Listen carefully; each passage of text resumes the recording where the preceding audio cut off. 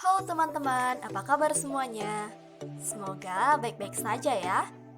Sebelum kami dari kelompok 2 memaparkan materi, izinkan saya memperkenalkan anggota kelompok terlebih dahulu. Perkenalkan, saya Kadesis Kayule Dewi, kemudian ada Ide Ayu Putri Kawibawanti Putri, dan terakhir ada Niputuliana Randika Diantari.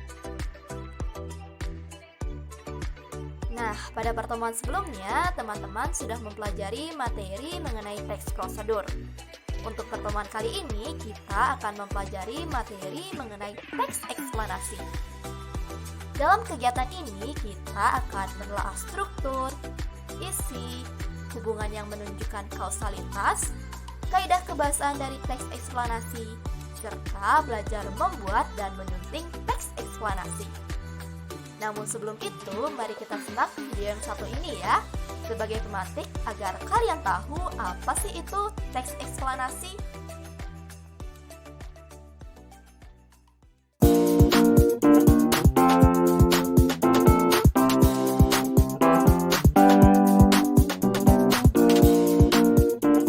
Saat ini sudah banyak perempuan yang berpendidikan dan bekerja, sepertinya mereka sudah maju. Tetapi tahukah Anda bahwa di seluruh dunia rata-rata perempuan hanya mendapat 70% dari rata-rata gaji laki-laki? Saat ini juga banyak perempuan yang bekerja di pemerintahan, parlemen, perusahaan hingga partai politik. Tetapi tahukah Anda bahwa hampir semua dari mereka itu tidak duduk di posisi pengambil keputusan? Maka melihat kenyataan ini, benarkah telah terwujud kesetaraan gender di antara perempuan dan laki-laki? Jawabnya adalah belum. Lalu mengapa masih ada kesenjangan? Kesetaraan gender tidak bisa diwujudkan hanya dengan membuka kesempatan bagi perempuan. Masalah yang menghambatnya pelik dan mendasar. Ini menyangkut cara pandang dan pola pikir. Istilah gender sendiri diciptakan untuk membedakannya dari jenis kelamin secara biologis. Jenis kelamin mengacu pada kriteria fisiologis dan biologis seperti alat kelamin, hormon, serta kromosom. Sementara itu, gender mengacu pada konstruksi sosial atas peran, perilaku, aktivitas, serta atribut yang ditentukan masyarakat dan dianggap tepat untuk jenis kelamin tertentu. Nah, dalam masyarakat patriarki, gender secara tradisional digambarkan sebagai sesuatu yang berganda dan polar.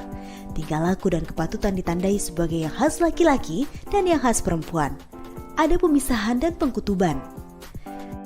Dalam masyarakat patriarki, laki-laki ada di posisi atas, memimpin, mengambil keputusan. Sementara itu, perempuan di bawah mengikuti apa yang telah diatur. Di dunia kerja, laki-laki adalah bos dan perempuan sekretaris.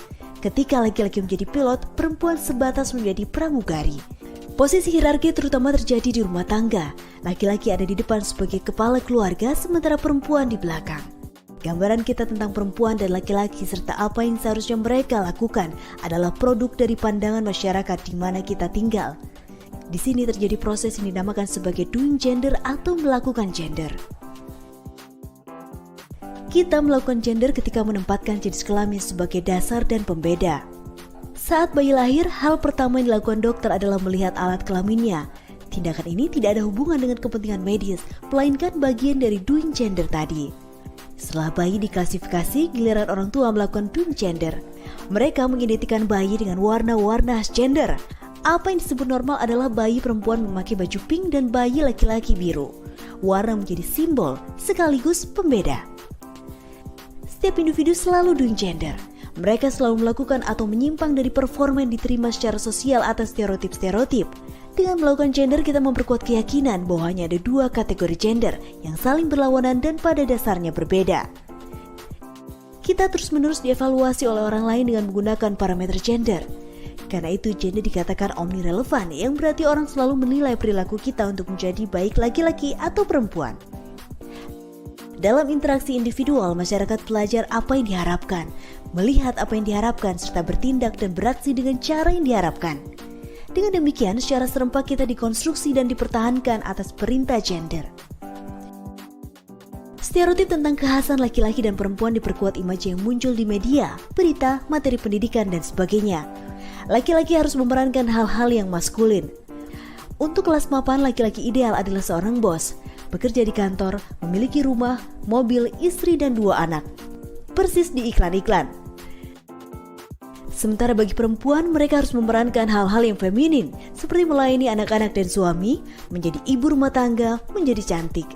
Ini juga persis dengan gambaran dalam iklan-iklan produk rumah tangga, semisal sabun cuci, bumbu masak, alat membersih rumah tangga, hingga iklan kosmetik. Feminitas dan maskulinitas sebetulnya adalah majemuk, banyak bentuknya. Apa yang didefinisikan sebagai perbedaan antara maskulin dan feminin ditentukan oleh faktor-faktor seperti etnis, agama, kelas, budaya bangsa, orientasi seksual, serta berbagai faktor sosial lainnya. Apa yang dimaknai sebagai maskulinitas dan feminitas dinilai oleh kultur yang berbeda. Ekspresi serta peran maskulin dan feminin sesungguhnya merugikan semua pihak, baik laki-laki, perempuan, dan juga anak-anak. Hidup kita menjadi dibelenggu keharusan-keharusan, tuntutan-tuntutan, dan bukan atas dasar kebebasan dan ekspresi pribadi. Kenyataan juga menunjukkan sifat laki-laki dan perempuan tidak berada pada dua kutub yang berseberangan. Ada gradasi, pencampuran, dan juga variasi. Kehadiran kelompok transgender dan interseksual misalnya adalah realitas yang ada di masyarakat dan tidak dapat diakomodasi cara pandang patriarki. Proses melakukan gender termasuk hubungannya dengan subordinasi perempuan telah mencengkram kuat, dilegitimasi peraturan dan undang-undang, ilmu pengetahuan, kebijakan, serta nilai-nilai yang diciptakan masyarakat. Dalam struktur sosial ini tujuan gender adalah membangun perempuan sebagai kelompok yang berada di bawah laki-laki. Norma-norma gender dan harapan-harapan yang ditegakkan melalui sanksi informal atas perilaku gender yang dianggap tidak pantas oleh kelompok, serta melalui hukuman secara formal oleh pemilik otoritas. Maka kita paham kesenjangan gender bukan akibat dari jenis kelamin, fisiologi, hormon, dan kecenderungan genetik. Ketidaksetaraan gender adalah produk dari konstruksi sosial di masyarakat. Ia tidak bisa diselesaikan sebatas dengan memberi kesempatan. Cara pandang kita harus berubah.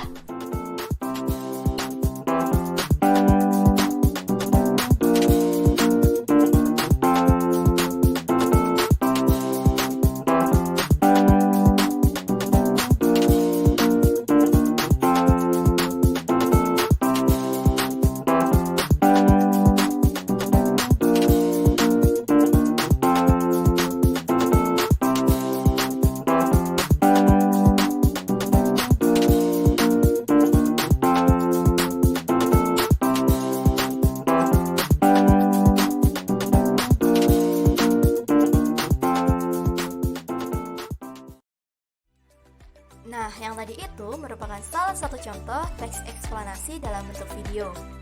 Setelah menyimak contoh teks eksplanasi dalam bentuk video, coba teman-teman baca dengan seksama teks eksplanasi berikut ini. Kemudian kalian analisis topik, isi, urutan kejadian, serta hubungan kausalitasnya.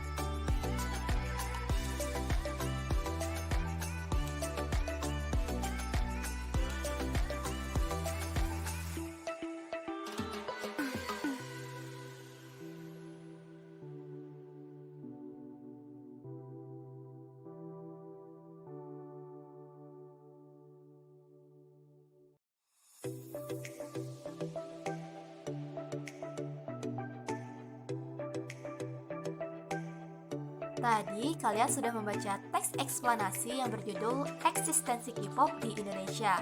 Sekarang cobalah kalian sampaikan kembali informasi apa sih yang ada dalam teks eksplanasi tersebut.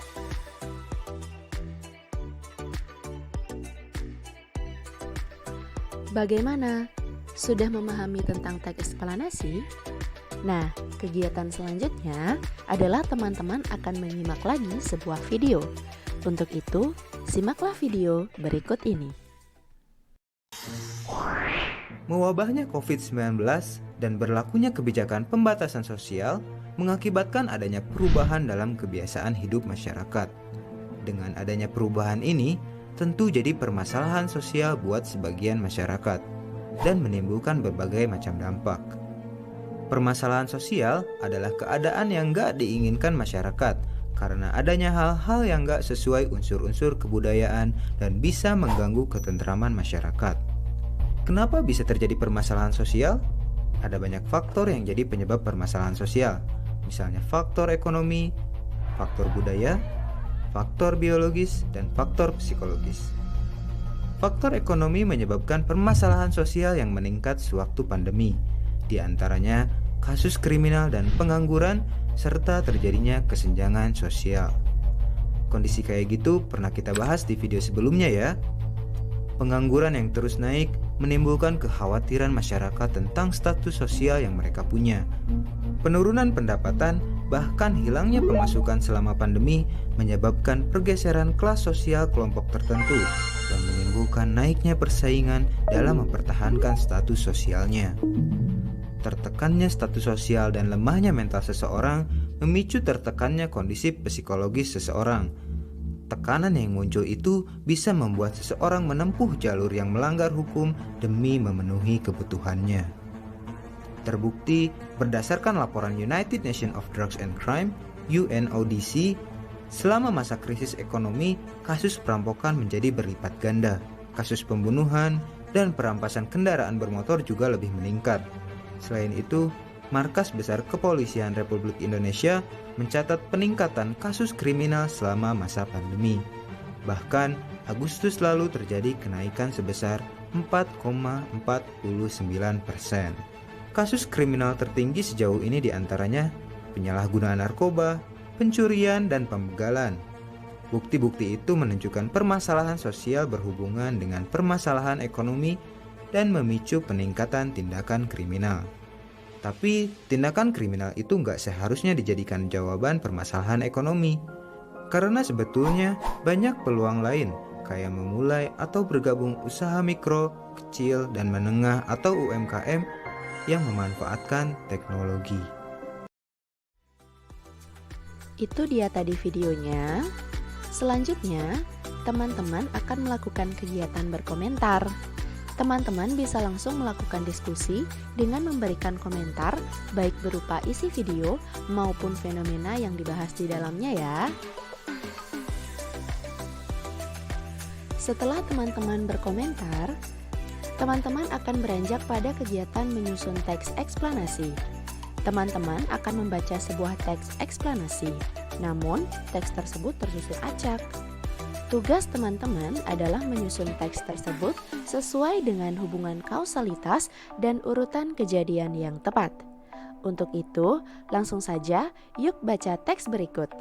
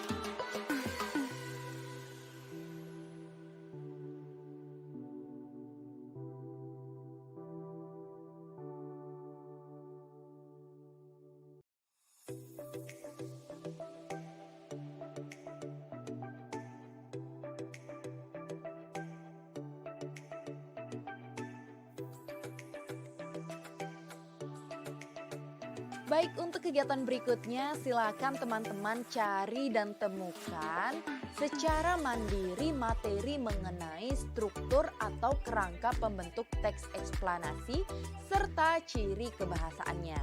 Nah, teman-teman dapat mencari dari buku paket, media internet, perpustakaan online, ataupun YouTube.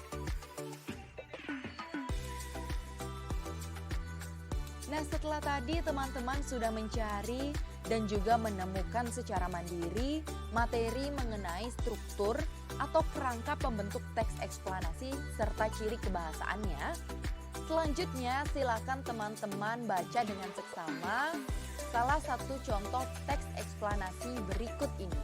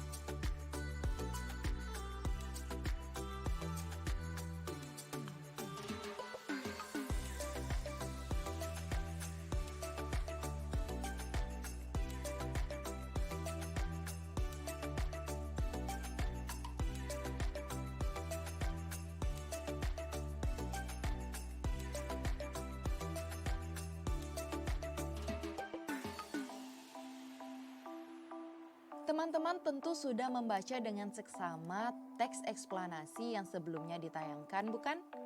Nah, berikutnya silakan identifikasi struktur atau kerangka dari teks yang sebelumnya telah teman-teman baca. Begitu juga dengan ciri kebahasaannya, berdasarkan materi-materi yang telah kalian temukan sebelumnya. Selamat mengerjakan!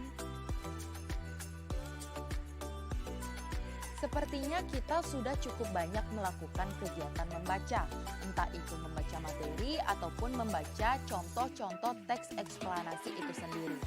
Nah, pada kegiatan berikutnya sebagai penyegar, silakan teman-teman simak dengan seksama video teks eksplanasi bertemakan sosial berikut ini.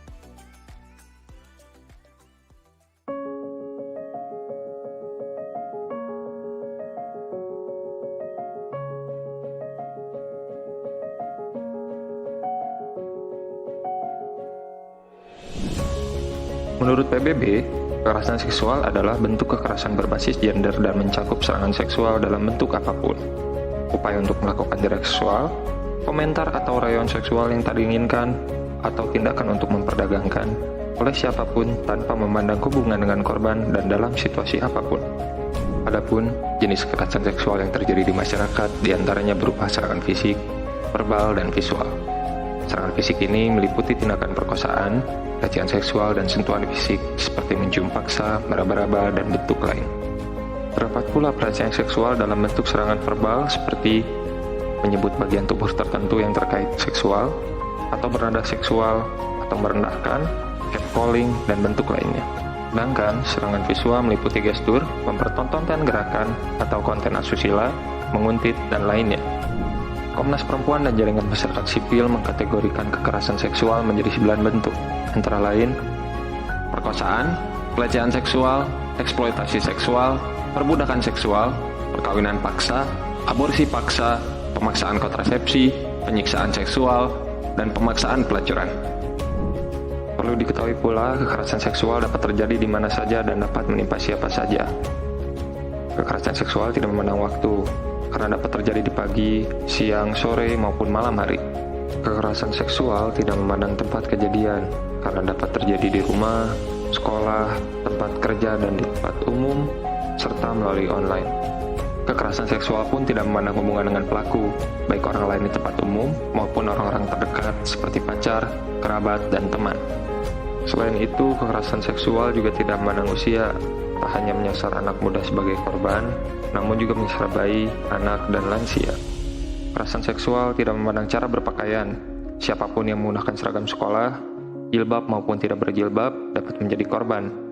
Kekerasan seksual tentunya dapat dialami laki-laki maupun perempuan. Namun, yang banyak menjadi korban adalah perempuan dan anak. Hal itu dikarenakan konstruksi gender yang tidak adil di masyarakat. Yang perlu diingat, kekerasan seksual dapat terjadi karena adanya ketimpangan relasi kuasa antara pelaku dan korban. Hal ini juga dapat terjadi karena adanya tipu daya sehingga membuat korban tidak berdaya. Kekerasan seksual sendiri merupakan kejahatan yang menyerang integritas dan martabat seseorang, sehingga menimbulkan trauma yang berkepanjangan bahkan berdampak seumur hidup. Seorang yang menjadi korban kekerasan seksual mengalami dampak psikologis, dampak sosial, dan dampak ekonomi. Dampak psikologi yang dialami oleh korban adalah trauma, depresi, tertekan secara psikis hingga terkadang munculkan diri. Sementara itu, dampak sosial yang dialami korban adalah seringkali mendapat stigma negatif dari lingkungan sekitarnya. Sedangkan dampak ekonomi yang paling terasa oleh korban adalah kehilangan pekerjaan, penghasilan, serta menurunnya produktivitas. Apa ganjaran yang akan diterima oleh pelaku kekerasan seksual? Berikut ini hukum yang akan menjerat pelaku kekerasan seksual. KUHP pasal 281-299 mengenai pelanggaran kesusilaan di tempat umum, perkosaan dan pencabulan termasuk pada orang yang dewasa dan anak. Undang-Undang tentang Perlindungan Anak, Undang-Undang tentang Pemberantasan Tindak Pidana Perdagangan Orang, Undang-Undang tentang Pornografi untuk konten asusila, Undang-Undang ITE untuk kekerasan seksual berbasis gender online. Setelah pelaku mendapat hukuman setimpal, korban kekerasan seksual berhak mendapatkan hak atas kebenaran dan keadilan, hak atas perlindungan, dan hak pemulihan. Seperti termuat dalam Undang-Undang 1945, Undang-Undang Perlindungan Saksi dan Korban, dan undang-undang lainnya. Perlindungan terhadap korban kekerasan seksual sendiri diatur dalam pasal 28 ayat 1 Undang-Undang 1945. Perlindungan terhadap korban pula terdapat di Undang-Undang Nomor 13 Tahun 2006 tentang Lembaga Perlindungan Saksi dan Korban, pasal 5 dan 6. Hak untuk memperoleh perlindungan atas keamanan pribadi, keluarga dan harta bendanya, serta bebas dari ancaman yang berkenaan dengan kesaksian yang akan, sedang, atau telah diberikannya. Hak untuk mendapat informasi mengenai perkembangan kasus, bebas dari pertanyaan yang menjerat, dan memberikan keterangan tanpa tekanan. Hak atas penerjemah yang dirahasiakan identitasnya, mendapatkan identitas baru, mendapat pendampingan dan nasihat hukum, serta hak atas bantuan medis dan pemulihan. Apa yang perlu dilakukan jika Anda atau teman sekitar Anda mengalami kekerasan seksual? Berikut ini petunjuk dan langkah-langkah yang bisa diikuti. Utamakan keselamatan korban. Carilah tempat yang aman dan nyaman bagi korban. Bila dalam kondisi kesehatan yang buruk, luka-luka dan lainnya, bawalah ke klinik. Jika ke klinik dilakukan sebelum lapor ke polisi, mintalah rekam medik yang akan berguna apabila kasus akan dilaporkan. Setelah langkah tersebut dilakukan, Anda dapat mengikuti petunjuk selanjutnya seperti mencari bantuan psikolog untuk pemulihan psikis, konsultasi kepada lembaga bantuan hukum atau lembaga layanan lain yang Anda percayai apabila ingin melaporkan kekerasan seksual ke polisi. Tetaplah tangguh, jangan merasa rendah diri dan selalu hargai diri sendiri. Yang terakhir, ini penting dan patut untuk diperhatikan. Diskusi dengan orang tuanya apabila anak yang menjadi korban, atau jika tidak memungkinkan, Anda dapat langsung melapor ke polisi. Menjaga kerahasiaan korban dengan tidak menyebarkan info, nama, foto, dan lainnya mengenai korban tanpa seizin korban. Kuatkan dan berdayakan korban. Di mana mencari bantuan hukum? Untuk mencari bantuan hukum, Anda dapat berkonsultasi langsung maupun secara online dengan LBH Apik melalui email pengaduan-lbhapik@gmail.com atau dapat menghubungi hotline LBH Apik Jakarta dengan nomor 0813 8882 2669. Selain LBH Apik, Anda juga dapat menghubungi Yayasan Lembaga Bantuan Hukum Indonesia, Perhimpunan Bantuan Hukum Indonesia, dan pengada layanan lain di fpl.or.id. Di mana mencari bantuan konsultasi psikologis. Untuk mencari bantuan psikologis, Anda juga dapat menghubungi Yayasan Pulih baik secara langsung maupun online. Terima kasih telah menonton video kami. Untuk mengetahui informasi lain, Anda dapat mengunjungi website kami di bawah ini.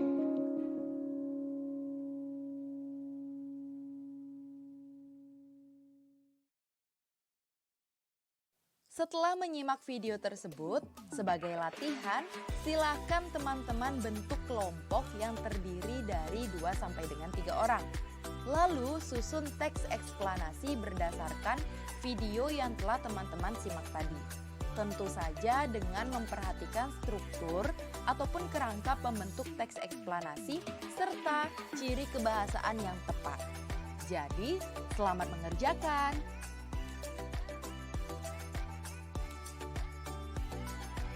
Itu dia tadi beberapa materi yang bisa kami sampaikan mengenai teks eksplanasi. Semoga apa yang dipelajari hari ini bisa berguna untuk kedepannya ya teman-teman. Sampai jumpa dan terima kasih.